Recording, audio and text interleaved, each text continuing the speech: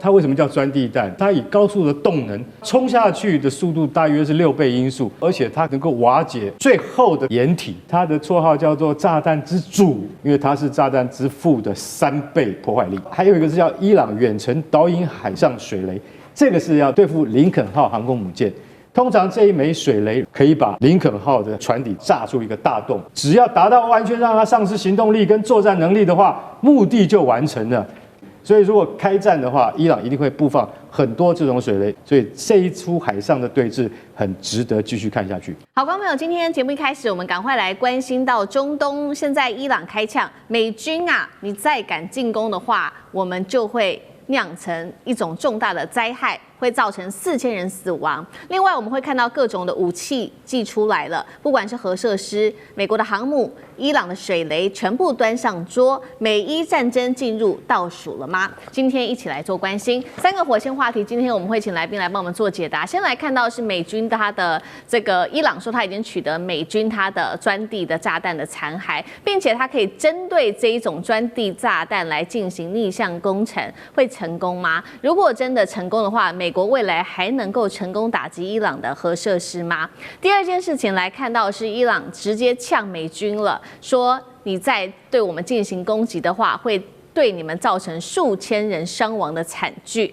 另一方面，美国现在同步的正在撤侨跟部署飞弹的防御，中东进入开战倒数。最后我们来看到是美军最新祭出它的电子战机，这个是EA-37B 的电子战机，再加上伊朗现在分散它的飞弹，准备封锁荷姆兹海峡吗？双方谁会先祭出第一击？今天就有这些议题，我们会一起来做关心。这是来自于伊朗的最高领袖哈米尼，他在9日发表在全国的电视演说。哈米尼特别回顾到了当时在1979年的伊斯兰革命，而他也指控了在过去的40年来，不管是西方国家，不管是美国，始终都想要控制住伊朗。那么希望这一次伊朗人民能够展现意志，来一起挫败敌人。伊朗的国会议员更是直接呛美国，只要川普你再走错一步，美军会付出3000人到4000人的一个阵亡代价。政治讯号已经寄出了，伊朗上面的军事准备也已经列出来了。不管是我刚刚特别提到的钻地炸弹，也就是去年美军他寄出针对伊朗的核设施寄出的这个钻地炸弹，现在说呢还有一些核设施没有被完全的引爆，有一些残骸，伊朗可以取得这些残骸，并且进行逆向工程吗？另外就是在军事上面，伊朗现在对外公开了这一款我们在照片上看到的远程的导引海上水雷装备，号称能够呢对这些大型的军舰造成致命的威胁。特别重要的目标之一就是美国的林肯号航母。以色列的情报单位更是担心伊朗的飞弹特别指出说，伊朗现在把它的部分的飞弹都已经移到东部或者是山区部分来做分散部署。如果说以色列或美国没有办法先发制的话，那么他认为伊朗的库存导弹可能会恢复到2000枚，也就是回到跟去年遭到攻击前的战力规模是非常强大的。所以节目一开始，我们先特别请教华干哥怎么看刚刚特别提到的这个钻地炸弹。伊朗如果进行所谓的逆向工程，那接下来美国对于伊朗它的核设施攻击还具有威胁力吗？就另外就是刚刚特别提到的这一款这个水雷，伊朗它寄出的这一款水雷能够封锁荷姆兹海峡，飞弹的话能够报复美军的中东基地吗？那么美军承受得住吗？干哥怎么看？好 ，OK， 好，我们要特别要解释一下 GBU-57巨型钻地弹，大家都知道，在去年6月的时候，由美国的 B-2 轰炸机携带，然后大家要知道这一种这个钻地弹，它重达14吨级，14吨级是非常重的炸弹。坦白讲一句，一定要由轰炸机来携带。一般的战斗机，大家所熟知的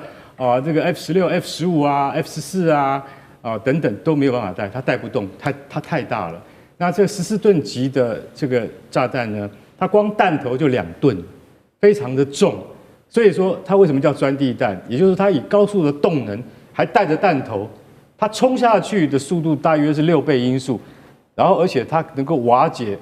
最厚的钢筋混凝土掩体。然后，而且这一次他们不管在伊斯法罕等等这些伊朗的核设施、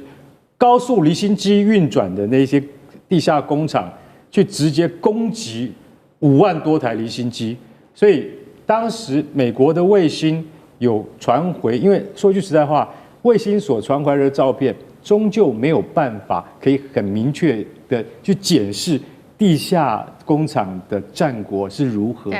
都需要靠当地的什么间谍，也就是跟中情局同步的这些间谍啊。所以这些间谍，当然他们都是伊朗当地人，传回来的结果就是有一些传闻说 GBU-57有部分的那个弹药是没有引爆的，也就是说，其实不可能有部分，就是1枚没有引爆啊，1整枚没有引爆。可是现在我们再来讲重点，说它可不可能可以成为逆向工程的工具？其实我今天说一句实在话 ，GBU-57它还是传统炸弹，也就是说它没有任何的太高深的技术机密可言。就算你逆向工程回去造了一个这么大一样的炸弹，因为你知道它的绰号叫什么吗？GBU-57它的绰号叫做炸弹之祖，祖父的祖。然后呢，俄罗斯有最接近它的叫炸弹之父，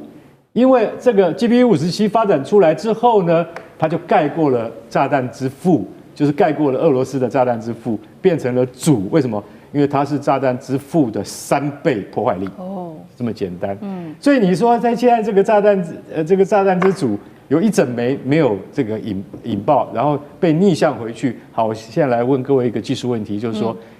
你要逆向回去之后，然后用什么来携带它？回到我刚刚所讲的，它有投射工具，对，你要有东西来带它，你要有那么大的轰炸机来带它，战斗机带不动，而伊朗没有，全世界都没有办法携带这种炸弹，除了俄罗斯跟美国这2个国家以外，我们大陆的轰6是一样带不动的，为什么？太大颗了，所以很明显的，你去逆向工程回去是没有意义的。好，我现在简单解释一下。GBU-57它是没有办法这个简单这个逆向回去，然后还有一个是叫伊朗远程导引海上水雷，这个是要对付谁？对付林肯号航空母舰。通常这一枚水雷如果布放在荷姆兹海峡的正确的地点的话，可以把林肯号的那个船底炸出一个大洞。炸不成。但是会使它完全丧失行动力。只要达到完全让它丧失行动力跟作战能力的话，目的就完成了。但是问题是，像这样子的这个武器也是一样，需要有人操控。是，它不是无人机，它也不是无人艇。那你伊朗革命卫队海军要派人去在旁边顾着它，导引它，它可能可以跑20公里、30公里，但是顾着它的人会先被美军消灭。所以这就是一个最大的问题。就远程导引水雷，就有点像美国的那个智慧型水雷是一样的东西，但是伊朗它有它自己的技术去发展出可以布放得更遥远，让这个如果说你林肯号不小心进到荷姆兹海峡，触及了这枚水雷被引爆的话，它就丧失了行动力。所以如果开战的话，伊朗一定会布放很多这种水雷。美国也不是傻瓜，他会现在在收集很多情报，所以这一出海上的对峙很值得继续看下去。好，现在看起来对于美国来说，伊朗的水雷可能就具备有一定的威慑力。那同样的问题，像介大使又怎么看？其实荷姆兹海峡的会不会被封锁啊？这个是各界都在密切关注，而且在分析它的利弊。那么基本上，如果荷姆兹海峡因为战争关系被封锁啊，事实上它是一个双输也是多输的局面。美国也输，伊朗也输。那接着呢，沙特、阿联酋、伊拉克、卡达尔、科威特这些石油透过这个荷姆兹海峡输出的国家也都输。对，那这里面可能输的最多是伊朗本身，因为伊朗本身80%的石油要靠荷姆兹海峡输出，还有中国大陆的石油40%从这里出。那这个多输甚至还包括全世界国家，为什么？因为这里每天通过的石油的量是全球的供应量的20%到30%，所以所有专家的估计就是说，荷姆兹海峡如果被封锁，这个国际的油价会在很短一段时间就骤升到150到200美元一桶，那是现在的几乎是2倍。所以这个是牵一发动全身的非常非常严重的事情。所以呢，因为伊朗本身也是输家，所以呢，这个会不会真正造成伊朗真正全面的这个封锁？这个是可能性是不太高。不过，这种所谓中间做法，而不是全面性的做法，中间性做法或者说是战术性的做法，还是很可能发生。就是怎么样？就是骚扰，就是什么呢？就是没收1-2艘船，或者造成一些军事的紧张，可是不是全面封锁跟全面开打，这样一样会造成一些军事上或政治上效果，因为它会立刻造成怎么样？这个荷尔姆斯海峡的这个海运的这个保险费会立刻提高，这个提高以后，我就说就多输了。沙特、阿联酋、伊拉克、卡达、科威特就会出来施压了。他们就会真正的，包括中国大陆，就会真正的会插手这件事情。那插手是什么呢？就是斡旋，就是出来调解。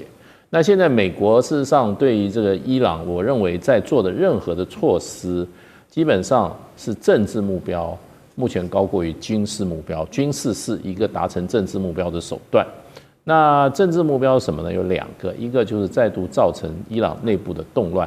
让这个反对者能够再上街头。第2个呢，就是伊朗的经济崩溃，因为这种长期的军事压力会造成2个效果。第一个，外资不太敢进去了；第2个，伊朗本国的有钱人的钱可能要往外跑。那这个对经济上来讲，已经饱受通货膨胀，这个还有货币贬值的伊朗来讲是雪上加霜。所以我认为美国基本上这个压力不会短期取消，而且还在增加。那会不会真正动武呢？那一定是美国要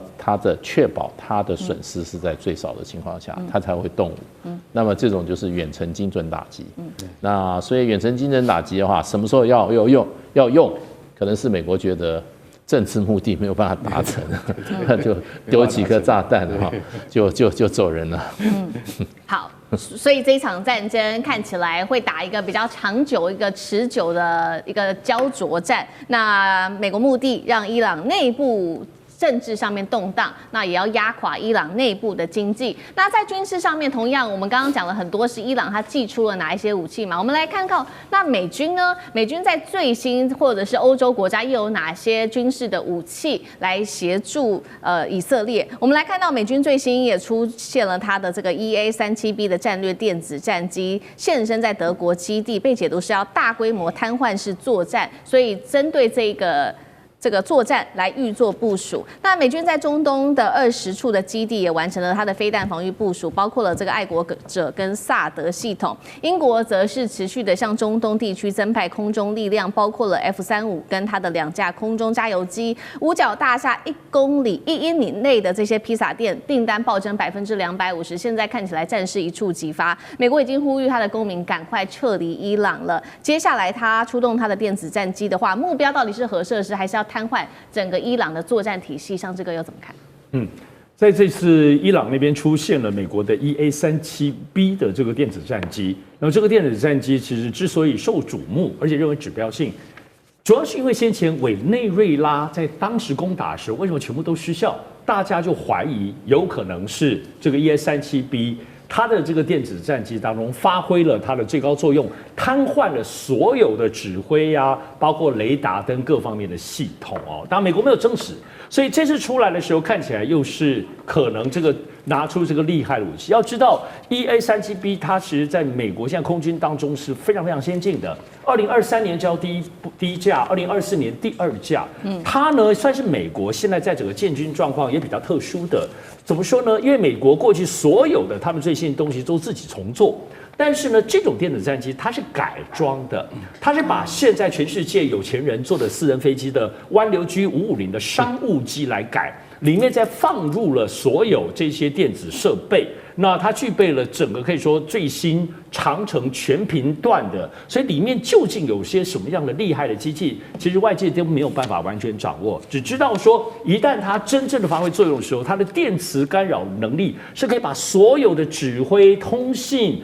包括网络、包括雷达全部瘫痪。所以这次如果在出来的时候，是不是真的要对伊朗下狠手呢？伊朗的防空系统有没有可能因为这个电子战机最后全部都是空空荡荡，最后美军如入无人之境呢？当然，我们觉得现在看到狠招出来了。但我们相信，其实美国在过去不要说跟全世界，过去跟伊朗已经有非常多往来在军事方面的经验。可是我们最后总结来看，美军最后要达到什么目的？就是威吓你，瞄准你的核设施，乃至甚至把你的国家领导人部分都干掉，还是取决于他们最后的情报战。对于伊朗本身的情报战，因为有以色列包括美国自己的掌握，但是即使有一个最深远的目标，比如说就把他们整个家族都给扫荡完，把你核设施都破坏完，比如说这最极端的但是在关键时刻之后，人家躲起来还是要修正。情报战通常有一个目标，但是能够达到什么样的地步，还要就实际的状况。不过我觉得现在对于川普在主导这件事情不太一样的，跟拜登过去民主党不一样，主要是过去是一个政治效应、政治决定的那个东西主导战争，但是现在川普有一些东西去思考，怎么说呢？他比较像商人。来都来了，另外的部分就是大批的美军在那边 hold 在那边要花多少钱啊？这要花很多成本的。对于川普来说，花成本就要获得什么？这个是我们现在在思考所有川普主导的国际，包括军事行动或要花钱的行动当中，大家要加一个思路。所以我就认为现在跟伊朗这件事情不太可能会空手而归。其实像刚刚大家讲的，可能真的情报发现没有办法掌握最终极的情报的话，可能还要炸你2下之类的，就表达一下威吓之意。但是如果掌握更多情报，我认为川普跟来都来了，炸一炸也是很有可能的。接下来关心中东美伊谈判是假的，是真的要开战吗？因为川普这一次呢，针对了世界上许多跟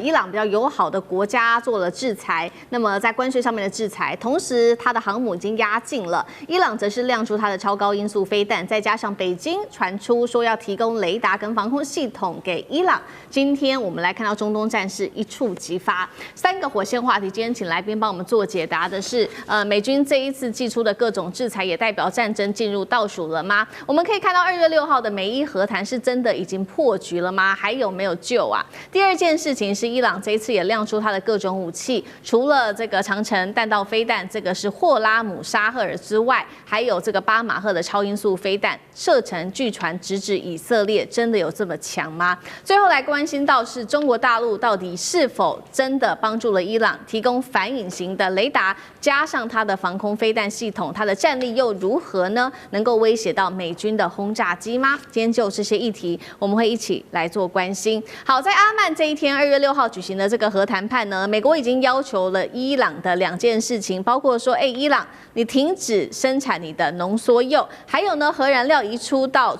其他的国家，并且接受监督。结果没有想到，伊朗针对美国提出的这2件事情都是完全的拒绝的。现在看起来，核谈判是否已经破裂了呢？所以呢，美国最新就赶快祭出了各种的制裁，来自于川普，他针对了锁定伊朗的14艘影子舰队，还有15个实体，宣布呢，接下来会对伊朗的贸易加增，其他的国家对伊朗只要有贸易会加增25%的关税，并且在军事面，林肯号打击群带着450枚的战斧巡弋飞弹已经进入到阿拉伯海了，包括它的周遭的第9舰载机的联队也在这边做了升空待命。美国已经要求自己的公民赶快立即撤出伊朗，如果有必要的话，政府也会来去做协助。再来看到是伊朗，它亮出它的这个超音速飞弹，这个是霍拉姆沙赫尔4超音速飞弹，它的射程达到了2000公里，弹头重量1500公斤，已经部署在他们新的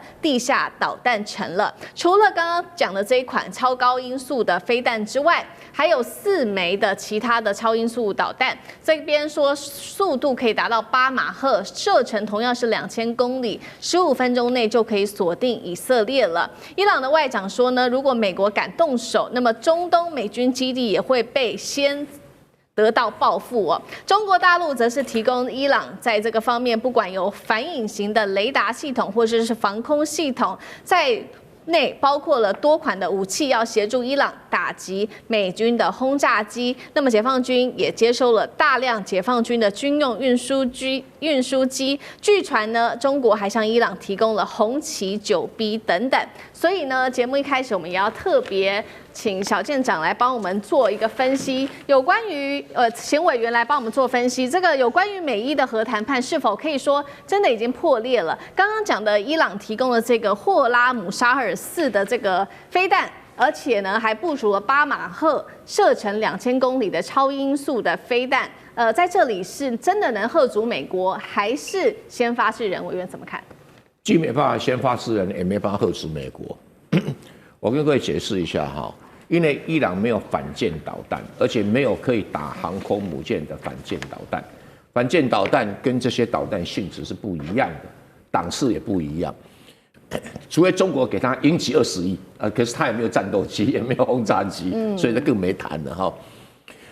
他们伊朗敲锣打鼓哦，他们有没有超音速导弹？有啊，当然有，因为超音速导弹就超过1马赫以上就超音速导弹嘛。不像那个战斧飞弹哦，它是0.8马赫，那当然不是超音速导弹。可是伊朗有没有高超音速导弹？媒体都沸沸扬扬。但是我要坦白讲我的想法，我认为他没有，因为我始终看不到他的技术资料，不像中国、俄罗斯都会亮出技术资料给你看哦。所以对于所谓的什么8马赫，他们讲的都是终端速度8马赫，哪任何一个导弹到终端速度都要随便都超过5马赫嘛，没什么了不起的。重点是在中间的飞行速度有没有超过5马赫？因为中间是最容易被拦截的。因为飞弹初升段没有人会拦截你，中升段很难拦截，所以大部分拦截都是在中段啊，那拦截在中段。像我们爱国者飞弹是拦截是在中段，是在最后最中段拦截，所以有时候效果不会特别好。是，那你这个中段拦截必要条件有2个，拦截不住就是说，第一个你速度要5马赫以上，因为5马赫以下雷达能够锁定，5马赫以上现有雷达无法锁定。然后这个还可以什么？你不让雷达锁定，还有一个方法，你要可以漂浮，所以变成有乘波体，2个因素中要有1个，那或者2个都有，当然更好。所以当你这个弹体无法被锁定的时候，就很容易拦截。他讲的是这个道理。那这个霍拉姆沙赫尔，他经常讲说他有射程2000公里，射程2000公里没什么了不得啊，就是中程弹道导弹。然后这个超音速也没什么，但是他到了没有可办法拦截的地步，那我觉得稍微夸张了一点。因为目前我所知道的，只有中国跟俄罗斯有高超音速导弹，其他国家没有，看不出来其他国家有啊。那胡塞组织那纯吹牛的啦。那再来看看这个射程打以色列，打以色列挨个几个导弹也正常啊。一场战争什么可能不挨几个导弹呢？对哈，那只挨几个导弹对以色列会伤多大？我认为是以色列承受得起哈，承受得起，不至于说被打以后就瘫痪了，不至于哈，不至于像乌克兰这么菜哦，不会啦。从军事观点来讲是这样看，但是这个现在就是说，美国要怎么打伊朗？第一个不会登陆部队，第二个会采取贝尔格勒大轰炸的模式。可是这种大轰炸的模式有个先决条件，弹量要够。它以目前所谓的450枚战斧巡弋导弹不够，要加倍，一定要加倍，要加倍。那加倍的话，就要有另外一艘航空母舰打集群来。那现在据了解，小布希号好像在赶来当中，但是还没有确定这样的一个说法。那整个战略目标，就说我这场战争，美国到底在想什么？其实美国认为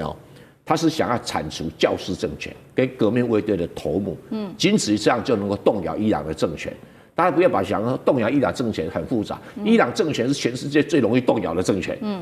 你看看那巴勒维的爸爸，一个旅长带了一个军队就把那个卡萨王朝给打垮了。那一样就是这个东西就是伊朗的特性，因为伊朗一向是少数民族政权。就像满族统治中国，那汉族大多数，如果汉族不理你满族，你满族就垮台了。现在伊朗也有类似的情形，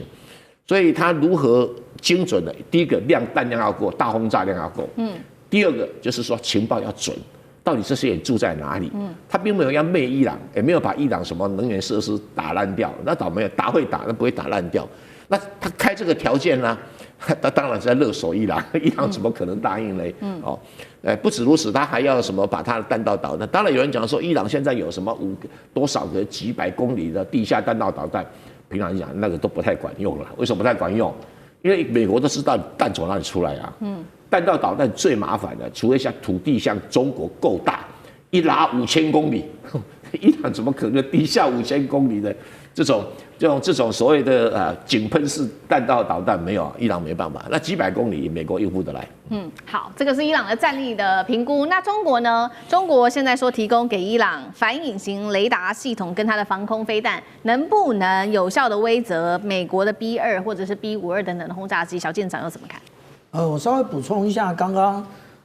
郑源老师所说的啊，这个世界上只有2个国家有这个高超音速飞弹。那很多人会质疑啊，说第3个国家美国也应该有啊。美国是有暗鹰，可是暗鹰截至目前为止还没有通过美国的相关的那个初级的作战的一个需求的规定啊，所以其实现在也真的只有中国跟俄罗斯有。那我们最近看到的照片呢，也就是在阿拉伯海上面的这一个林肯号航空母舰啊，它迎来了鱼鹰机。这个鱼鹰机里面做的不是一般的补给品，也不是路人甲。我们可以看到这2位啊，第一位这一位呢，其实是这个美国派驻到伊朗的这一个和平代表，也就是科索夫。那另外这一位呢，其实是库许纳，也就是川普的女婿啊。那如果我们从中国的历史上来看啊，也就是钦差大臣跟驸马都到了，也就是直接传递给这一个林肯号的讯息非常清楚。当然现在不需要，现在只需要用 data link 就可以传递了。但是它的出现这一个象征性的意味是很强的。如果我们看到上个礼拜 USNI 所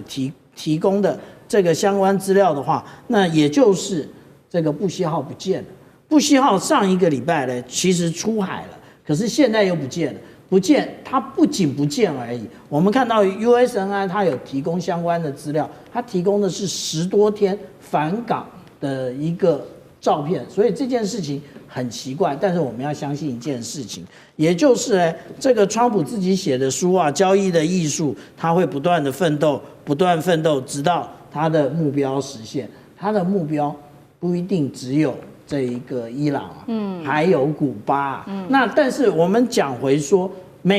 中国提供的装备，那我现在拿出这张图啊，有很多人会质疑说，这一个有关于这个 JY27的这个雷达，这个我们之前看到那个委内瑞拉也有啊。对，现在大家都证实了，委内瑞拉的这个雷达，第一个没启动，第二个保养的状况非常的差，所以其实没有达到作战的使用的状况。这一种雷达其实因为它使用的是 VHF 频段，专门客制的，也就是逆中战机的部分。那为什么现在还会不断提供到这个伊朗？当然，第一个就是提供给伊朗自我防卫的力量。第二个，我们千万不要忘了，美国也会把第一手的，例如说萨德飞弹提供给以色列，为什么？因为测试一下嘛，经过测试，然后他们的技术人员也会在现场，才会了解这些装备未来的这一个性能提升要该如何做。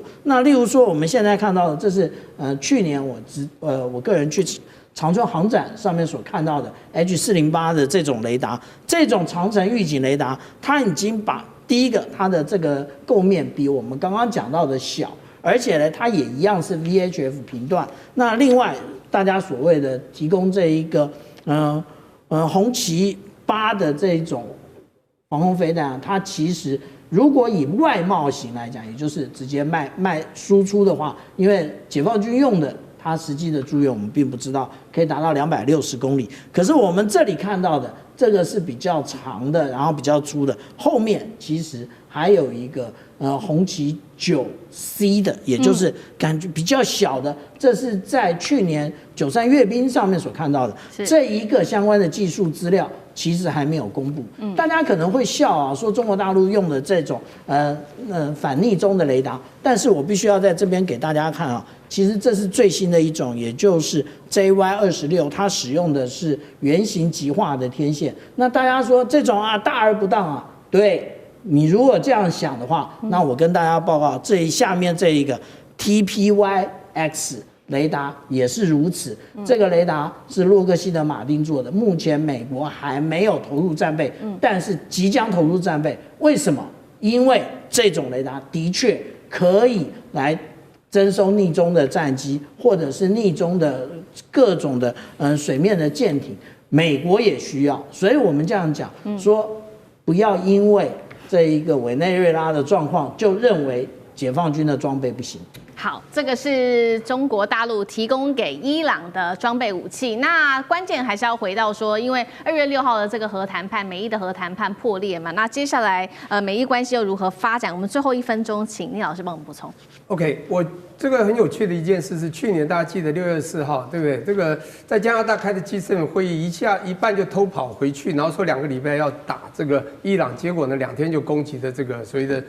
是深土炸弹啊 GBU-57。结果你会发现炸60公尺，好像没有炸到80公尺，这个又核外泄也没有。那现在呢，要人家限制核，他现在告诉说我们要谈判，上桌谈判的3个条件。第一个条件，限制你核发展，你不是把人家炸光了吗？第二个，其实你再炸不就好了吗？干嘛要用谈判叫人家限制呢？当然，这是我讲伊朗呢，他要维护他自己生命安全一个很重要的保命武器，他不能，所以他只能说我暂停，而且说我可以把这些先送到俄国，你知道吗？他的后面的这个背后代理人就中国、俄国，大家可以还保护他一下。对，所以你看这个谈判是谈不拢。第二个，当然美国还要求他这个长城这个飞弹的弹道要把它这个完全要这个取消掉。所以你觉得这个这个伊朗怎么会接受？当然，这时候你就会这样发现他们这个剑拔弩张。可是刚才也讲到了，这个没有错，我也搜寻一下，伊朗其实它没有真正所谓的反舰飞弹啊，即便这个可以打得很远，但是我看到的收文是，它不是真的要打你这个舰，它可能打不到，它是要你这样做，我就打你这所谓的美军基地。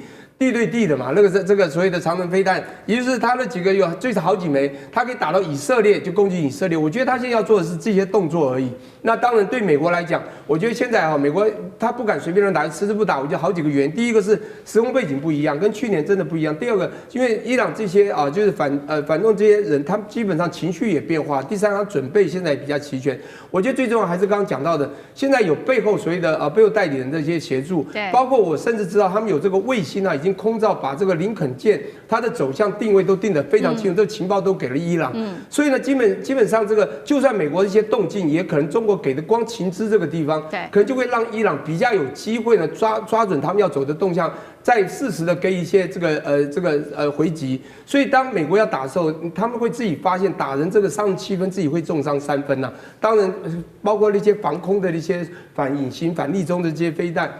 这些装备系统雷达系统，我觉得也是让伊朗这次比较保有准备，比较敢现在跟美国对峙的一些很重要的原因。这次2人呢进行了一场长时间并且是深入的通话，那内容谈了什么？不止贸易，不止军事，包括台湾议题、俄乌战争，还有伊朗局势，全部都展开对话。而且在跟川普热线之前，习近平是先跟俄罗斯总统普丁视讯通话，等于1天之内呢跟美俄的领袖展开意见交换，这是一个蛮罕见的情况，不太常见。而且就在这个节骨眼上呢，我们看到这个南华早报指出呢，中国海洋的科考船叫做大洋1号，它现在现身在阿拉伯海，甚至呢逼近美军林肯号航母的活动海域了。大家都说林肯号不是已经把识别器关了吗？怎么大家都找得到它呢？这就很奇妙了。然后网络上呢，又突然出现了什么东西？大量的中国高解析度了，我们看这张图。大量的这个军用的卫星影像，而且里头清楚标示了几个关键的要素，包含林肯号的活动范围位置啦，还有这个美军 F-15E 部署的状况，甚至是爱国者飞弹的阵地等等都搭配了简体中文来做这个叙述。那么军事专家就怀疑了，中国是不是在向伊朗来提供一些美军的动态情报呢？因为类似的手法在之前的印巴战争其实也有出现过。想先请教委员，怎么看这一次川习通话？先谈到伊朗议题，接着又有这类的军事影像曝光，这是不是算是中国大陆对伊朗的一种非直接但是间接的一种军事帮助？中国有没有对伊朗提供什么协助？目前看不出来如果有都还看不到。这个网络上出现了自称高解析度的军用卫星这个解析度不高，所以不可能是中国大陆提供的军用卫星的影像。中国大陆没有这么拉惨了，一定更精密很多了啦第二个，中国大陆会提供军用卫星影像给伊朗，也不会公开，这很简单的道理。这是个商用卫星，那你说那个林肯号的位置不难啊，商用卫星随便买都买得到啊。你现在花点钱上去，商用卫星买都买得到，所以不是问题，因为体积太大了。爱国飞弹基地也基本上是很大的东西啊。但真正啦，这个军用卫星要的是那种很精准的打击的那种坐标线哦，比这个精准太多了哈。所以这显然就是一般的网络上到那个商用卫星网站里面去 copy 下来的而已了哈。那这个伊朗这个即使是如此，能够有多大的力量去对抗美军？坦白讲没有，他没有那个本事所以有人讲说，伊朗可能用1000架这个无人机攻击航空母舰，什么时代啊？你大为投死啊！这个不是不成体量、不成品质的东西那你说伊朗的很多的这个导弹可以攻击以色列，以色列那样去打了不是问题啦以前人家觉得说以色列打不到，好像神话，不可能打不到，因为所有的拦截都有漏洞嘛。那你说这个靠这个导弹可以把以色列打垮，那也不可能导致伊朗的领导阶层，只要他的国家有人被收买，就跟委内瑞拉一样，领导阶层会被斩首行动。那以色列在这边很有经验，美国在方面也不遑多让。搞正规的他不一定行，搞这种阴暗面，这两个才挺行的所以美国现在可能整个加紧努力就像委内瑞拉一样一般演习，那 CIA 就不断的在底下搞各种活动去收买的活动。这个伊朗自己内部要警觉性一点但是伊朗这个国家贪污腐败横行，要做到这么廉洁的官员，那还真的不太容易所以伊朗的很多情报都像漏筛子一样连那个哈马斯的重要干部在你那边住都会被干掉，你可想而知伊朗这个内部有多糟糕所以伊朗自己就垫的中国帮不了太大的忙了真的是帮不了太大忙。中国也不会把宝压在这个满清末年的这样的一个王朝手上，也不太可能不太可能。所以这个你说中国跟出手要管控中东危机，他做不到，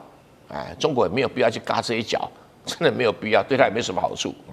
但是外交上当然会讲主权国家这个不能被侵犯等等，基本原则讲一讲了因为中国现在是走和平路线嘛，可是美国是走这个实力霸权路线他为他的国家的安全，他会施展力量。中国即使为了国家安全，他也不会去动用什么力量。对台湾就是如此啦，对日本也是软趴趴的，所以你不希望他对中东很硬。好，就在此刻，原本本周五呢要在土耳其进行的这个美伊的伊朗这个核谈判呢，传出要改地方了，换到哪里？换到阿曼这个地方。消息人士透露，伊朗要求谈判的形式现在改成美伊的双边会谈，不再让其他国家列席参与或者观察员什么的，并且抛出一个新的筹码，就是暂停核计划可以，但是这个浓缩铀要送往俄罗斯代管。从交涉地点，从美伊的闭门会议到这个浓缩铀交给俄罗斯的种种这个3件套，我想问一下赖老师，怎么解读伊朗的这个要求？葫芦里在卖什么药？伊朗在测试美国是更想打还是要更想谈因为刚开始伊朗提出这个新的要求的时候因为原本已经讲好了2月6号就在伊斯坦布尔来举行会谈，但是后来伊朗突然间改变了，他要求说改到阿曼来举行会谈。美国刚开始的时候是反对的，彼此之间激烈到就是说那就不谈了。那伊朗的态度也就是说那就不谈嘛，该打就打嘛结果后来美国还是同意伊朗说好，那我们就2月6号改在阿曼谈。这代表什么？代表美国川普是更想打，更想谈的，没有更想打那一方面可能他的军力还没有完全到，二方面美国要在这一次跟伊朗的冲突中，美国虽然完完全全可以重创伊朗的军事设施跟这个革命卫队或是军事能力，但是美国很难像在这个对委内瑞拉在加勒比海那个地方能够毫发无伤的全身而退，美国可能很难做到。可是如果美国的军舰或者航母或者是美国的战机被伊朗打下来，或者被伊朗击中，那这个是大事这个对于川普在国内，还有川普它本身在这个年底的期中选举是绝对不利的影响，特别是如果这个画面显露出来，例如说它的船、它的军舰被打了一个大洞，它的航母的战机被打掉几架，或者人员的伤亡，或者人员的伤亡，那这个对于美国来讲是一件大事。很敏感。我们在强调，它可以把伊朗做非常严重的摧毁但是问题就在于它能不能像在对于马杜罗的那个行动毫发无伤，这个真的是很困难。好。那我们看到伊朗这次的态度改变了，而且很强硬。第一个，伊斯坦布尔、土耳其跟伊朗的关系并没有那么好。那对于伊朗来讲，他宁可选择一个更中立的，就阿曼，所以这个对于伊朗来讲，在谈判的地点上对他是有利的。第二个，原本的谈判是1对1，然后就是2方谈判，对，还有一个就是3方谈判。另外一个就是多方谈判，要进行这3种形式。那2方谈判就是美伊的谈判，3方谈判就是土耳其当作主持人、东道主来主持两边的谈判。还有一个多方谈判，就是包括埃及、卡达巴基斯坦，还有阿联酋、沙特阿拉伯等石油国这6个国家都来，而包括巴基斯坦。巴基斯坦跟伊朗的关系也并不和睦那这些多方谈判里面，对于伊朗都处于比较不利的地步，所以对伊朗来说的话，他要求的就是我跟你美国自己谈，单独对谈，那就其他的不用参加了。那美国也同意了。好，接着就是议题了。本来美国设定4个议题，一个是浓缩铀的议题，一个是核能，一个是那个核武发展的议题，一个就是有关于它的中程导弹的问题，另外一个就是资助其他的盟邦。例如说，包括珍珠党或者胡塞组织的问题，本来要谈4个议题，伊朗说只肯跟你谈1个议题，那就是浓缩铀的问题。所以美国也同意了。那这代表什么？代表也就是说，伊朗在初步他在谈判的过程里面，他略占上风。那当然之后的演变要看他们彼此之间在角力的过程中又会发生什么事，也要看美国的军方的力量是不是越来越多的已经赶到了这个地方，要对伊朗形成极限的一个施压这个也要看。最后一个浓缩铀的处理，俄国的态度是开放的，俄国说我可以接受伊朗的浓缩铀，但是这个浓缩铀是伊朗的，所以伊朗有权完完全全由他来处理，他什么时候要我交回我就什么时候交回。如果这个协议被撕毁，那伊朗跟我要求，我就会回去。这个协议就很像奥巴马时代的6+1的核协议，当初也是提交给俄罗斯做保管。是。好，我们再来看到是美国的 Axios 新闻网，他们指出呢，川普其实对于这一次核谈判的一个态度呢是非常真诚的，而且川普包含很多的美国高官都一起帮忙背书，说川普他是真的不想攻打伊朗。那爆料呢，真正想发动攻击的其实是美国在中东的重要盟友以色列。那其实这也不是秘密了，因为以伊早就已经是积怨已久。媒体指出，纳坦雅胡向美方要求，在伊朗问题上可以允许以色列自由行动的这个权限那如果从军事角度来看，现在美伊开战的几率是不是正在下降？那如果激不起美国这位大哥来率先出手来出头的话，以色列又按捺不住的话，那选择先行攻击伊朗，在没有美军帮忙介入的情况下，他们能够挡住伊朗这一些密集的导弹、无人机的饱和攻击吗？还是摩萨德真的这么神通广大？之前的这个 BB 扣发动的进攻，我们都看到，还是可以把这个摩萨德已经渗透到打击伊朗这个高价值目标都已经安排好了。将军怎么看？我们经常讲一句话这个你在战场上面得不到的，你也不要想在谈判桌上面得到。那为什么伊朗这次谈判一开始的时候，他原来说要改到这个阿曼去美国原来不同意的，最后美国会同意？我觉得那当然在战场上面有这个美国已经先输了一筹这个从昨天我们看到这个伊朗的见证者139的这种无人机对着林肯号的航母飞过去，那当然最后是被林肯号航母起飞的 F-35战机将它击落。可是这后面代表的意义是不是这个伊朗已经很明确的知道你林肯号的位置？我这次是用无人机过去，那我下次如果真的开战，我就可以用导弹过去了。所以美国是不是忌惮于说是伊朗已经侦测到，也可以掌握到它的战舰的位置所以它必须在谈判方面必须要让步。当然这一局来讲的话，我觉得最明显，以色列来讲就是希望把美国拖下水，当然来打这场仗哈，因为伊朗其实对美国的威胁不大哈，毕竟隔那么远的国家，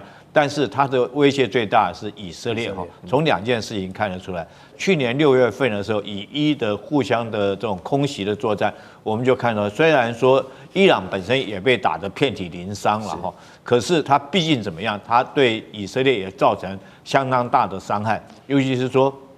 以色列的这种反导的拦截系统，到后半期战争后半期，它在拦截率只降到50%。那如果说是伊朗后续有更多的导弹，那当然对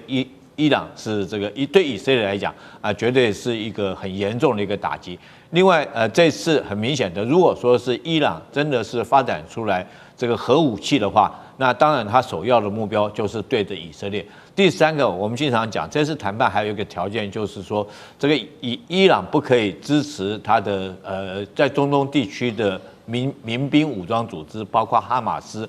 包括到胡塞组织包括到黎巴嫩真主党。但是这些组织是对谁威胁最大？当然是对以色列威胁最大。那如果说是伊朗率头攻击的话，我们不敢说以色列可以获得全胜，可是最起码不死也半条命哈。所以以色列来讲，这是很明显想要帮美国拉下水。但是我觉得川普也不是笨蛋，他纯粹就是商人，他知道这场仗打下去对美国不见得是有利。所以我认为说，从美国答应谈判地点改到阿曼，可见的美伊双方的开战的条件已经下降。那现在来讲，我觉得美伊双方互相在给对方一个台阶能够下来让这场战争不要发生。那如果说美伊双方台阶互相下来，我觉得最着急的就是以色列这个国家他一直希望，他甚至于放话，他放了2句话这个纳坦雅胡说，他宁可挨700枚的导弹攻击，他也要颠覆何梅尼这个政权。从这句话就知道他的决心。那第二个，他现在讲的话是说，如果你美国不打，我就带头打。可是我觉得以色列讲这种是空话了这个他如果说美国不带头打的话，以色列现在他没有远程的攻击能力来讲的话，是做不到的，纯粹就是想要把美国拖下水。地缘政治、美中之争、战略价值、强权崛起、小国生存，现在与未来。